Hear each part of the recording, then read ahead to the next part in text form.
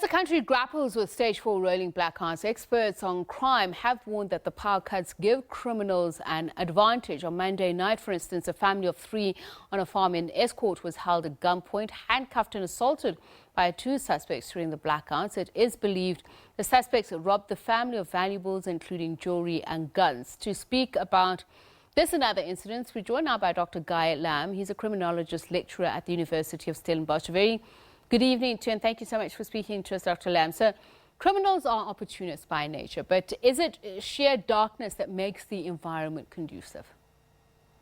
Well, it certainly depends on the circumstances. Well, certainly darkness or lack of electricity or lack of lighting will certainly contribute to the increased risk of criminality happening. So this is especially the case when street lighting, if it exists, and then you have during the hours of darkness, there's load shedding and there's no longer street lighting. And we know street lighting is a very effective deterrent against certain forms of criminality. It's not entirely effective, but it certainly reduces the risk. So if you've got sort of streets where people are, moving between their houses, moving to the shops, moving to transport hubs, and suddenly there's no lighting, then they are a lot more vulnerable to street robbery. So we know that's one issue here. Also, it's around, women are more vulnerable to sexual violence, for example, because in many informal settlements within South Africa where households don't have access to indoor plumbing, toilets are the sort of kind of portable toilets where family members and women and girls have to walk certain distances to get to them. If it's dark and there's no lighting, we know previously from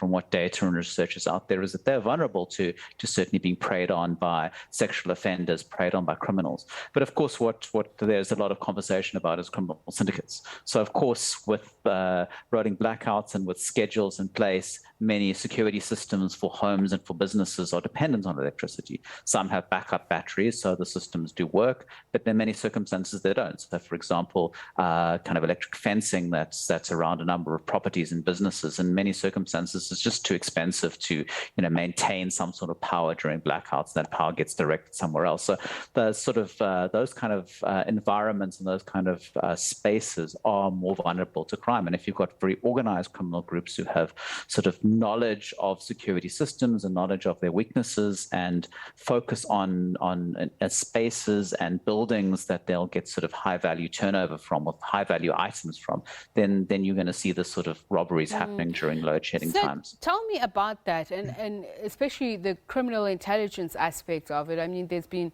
various criticism laid at ours and its functionality. But for instance, we believe that darkness caused by load shedding has also seen criminals steal cables to prolong it.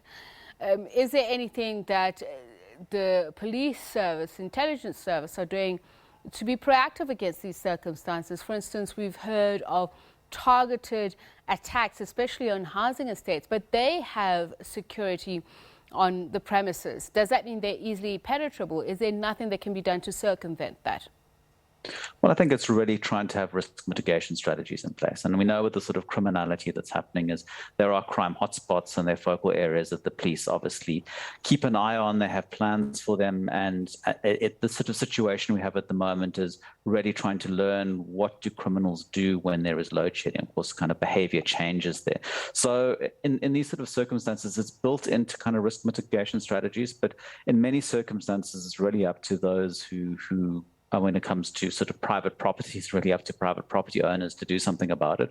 When it comes to public property, if criminals are behaving in kind of random ways where it's very difficult to predict, there's not much the authorities can do.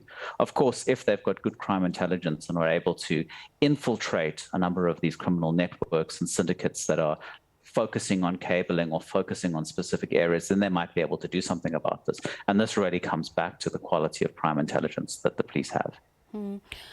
So what can you do as an ordinary citizen to protect yourself?